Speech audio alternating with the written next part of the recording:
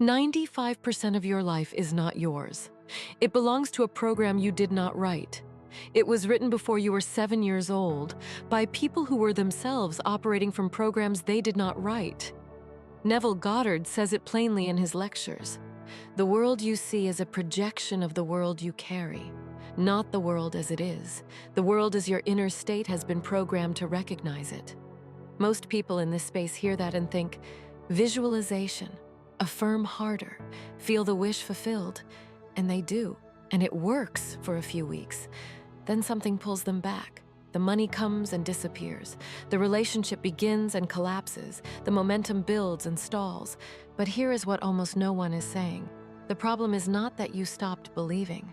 The problem is that a mechanism far faster, far deeper, and far older than your conscious mind detected the deviation, and quietly, automatically, without your awareness, it pulled you back to the set point. You were not sabotaged by the universe.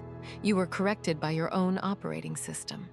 And until you understand exactly how that system works, not the surface explanation, but the actual mechanism the Vedic tradition described thousands of years before modern neuroscience caught up, you will keep experiencing the same cycle.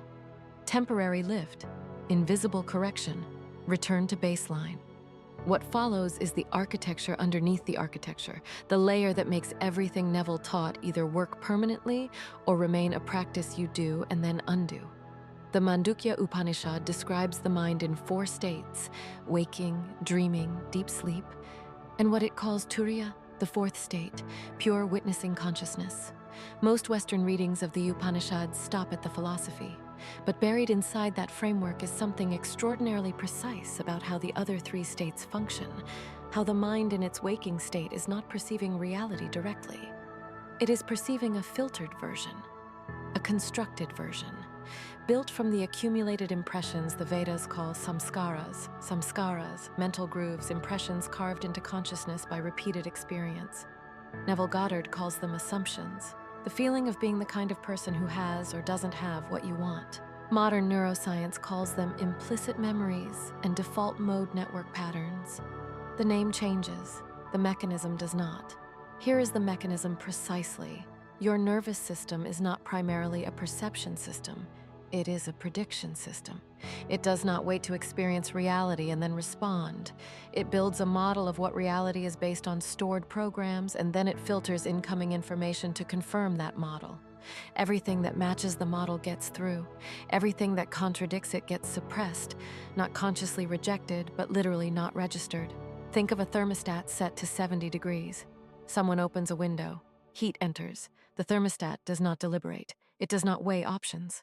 Within seconds, the control center detects the deviation from the set point and activates the correction. The system returns to 70. Your subconscious mind is that thermostat. And your self-image, your deepest assumptions about who you are and what is available to you, is the set temperature. This is why Neville's instruction to assume the feeling of the wish fulfilled is not poetry. It is engineering. He is telling you to change the set point. Not to visualize from outside the new reality, hoping to be let in. To inhabit it so completely that the thermostat recalibrates, and the system begins correcting toward the new program instead of the old one. The Bhagavad Gita describes this in chapter 6. Krishna tells Arjuna that the mind is the friend of the one who has mastered it and the enemy of the one who has not. The word Krishna uses for mastery is not discipline in the Western sense, effort applied from the outside. It is alignment. The Chitta, the field of mental impressions, brought into harmony with what the Atman, the deeper self, actually is. The problem is not lack of effort.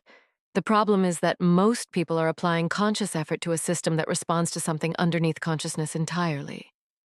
Open a newspaper or scroll a feed. In the first half second, before you consciously read anything, your subconscious mind has already scanned every word in your field of view and filtered for relevance to your existing programs. You will notice the things that confirm who you already believe yourself to be. You will not notice the things that contradict it, not because they are not there, but because your filtering system is not set to register them. This is not metaphor. This is the mechanism of selective attention operating below the threshold of conscious awareness. Now apply that to manifestation. When Neville says living in the end, he does not mean pretending. He means shifting the internal set point so completely that the filtering system changes. When the subconscious program says I am a person who has financial abundance, the nervous system begins locating, noticing, and amplifying every signal in the environment that confirms that reality. Opportunities that were always there become visible. Conversations that were always possible suddenly happen.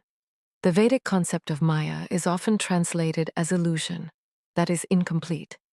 Maya is not the claim that nothing is real.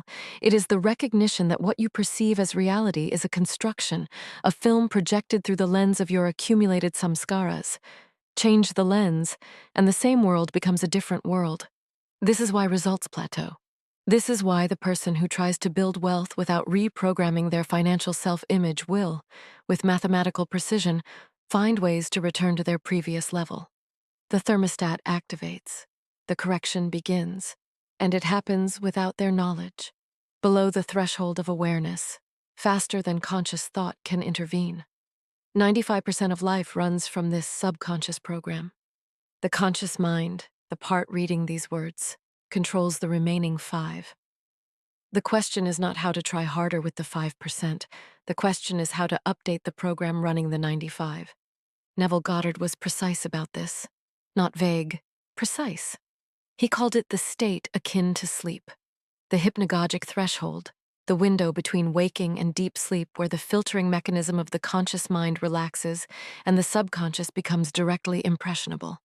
The Vedas call this the sandhya, the junction, the transition moment between states. In yogic tradition, it is considered the most potent time for any internal work because the ordinary filters of the waking mind have not yet fully engaged or have just disengaged. The boundary between states is thin. The inner world is accessible.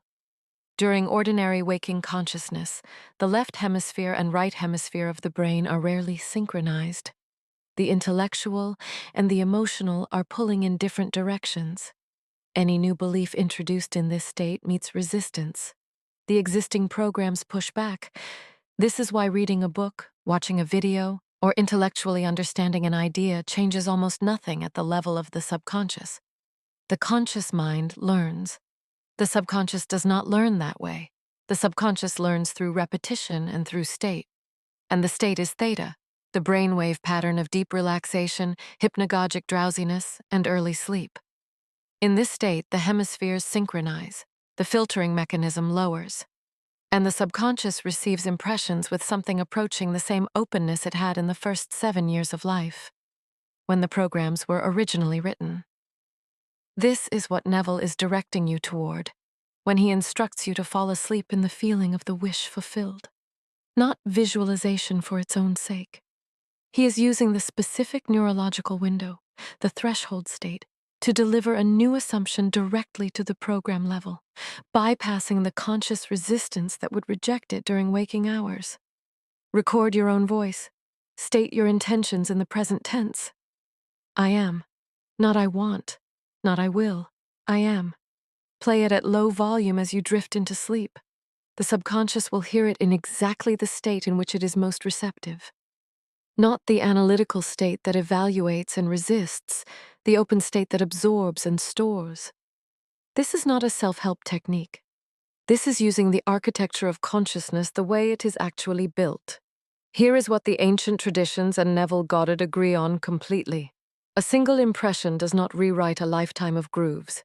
The Yoga Sutras of Patanjali describe the process of reprogramming samskaras through abhyasa, sustained practice, not one powerful experience, not a single breakthrough moment. Consistent, patient, deliberate repetition applied at the level of the subtle body, the inner world of assumption and feeling, until the new groove runs deeper than the old one. This is the part most people skip.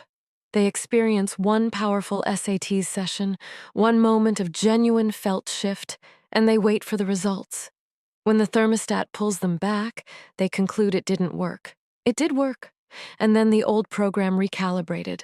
The practice is to keep impressing the new state, not with force. Force activates resistance, the subconscious identifies the strain and rejects the input, softly, The way theta state receives, the way a child absorbs with consistency and without urgency. Do this. Identify the specific program that is running against what you want, not a vague sense of negativity, a specific belief. I'm not the kind of person who holds money. I'm not worthy of a relationship that lasts. Relationships are difficult. Success requires suffering. These beliefs have a physical signature. You can feel them in your body when you speak them honestly. The muscle knows before the mind explains. Now invert the belief, not to a fantasy, to the next true thing, not from poverty consciousness to billionaire consciousness in a single leap, but to the felt sense of someone who is moving, who is capable, who is open. Use Neville's instruction, inhabit it, walk with it, let your body carry it. Combine the two methods, the theta state impressioning at the threshold of sleep and the conscious behavioral practice during the day, choosing again and again the posture, the response, the inner orientation of the person you are becoming, both hemispheres firing, both the intellectual and the emotional learning the same program at the same time. This is what Patanjali calls samyama, the alignment of attention, absorption, and integration into a single sustained movement.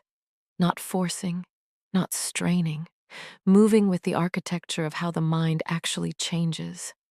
Neville Goddard has a technique he calls revision. You take an event from the past, a memory that carries a charge, a belief that was inscribed in a moment of fear or pain, and in the theta state, you rewrite it. Not to lie to yourself, to claim the truth the Vedanta has always pointed to, that the I am, the consciousness you are, is prior to the programs it has accumulated. You are not the thermostat setting. You are the intelligence that can change it. The Mandukya Upanishad's fourth state, Turiya, is not a state you achieve.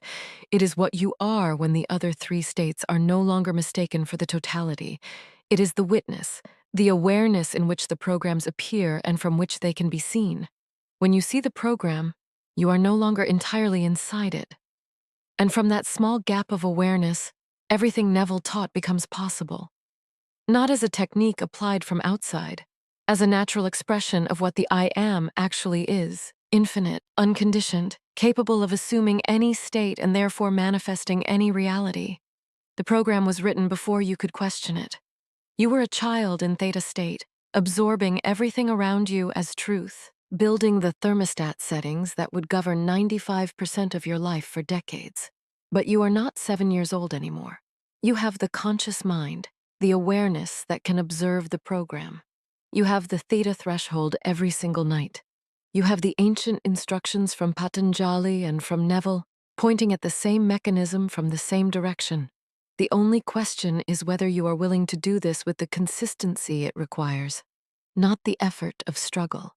The persistence of someone who understands the architecture and works with it, night after night, assumption by assumption, until the thermostat has been reset so completely that the old set point is no longer the default. That is the reset, not a single event.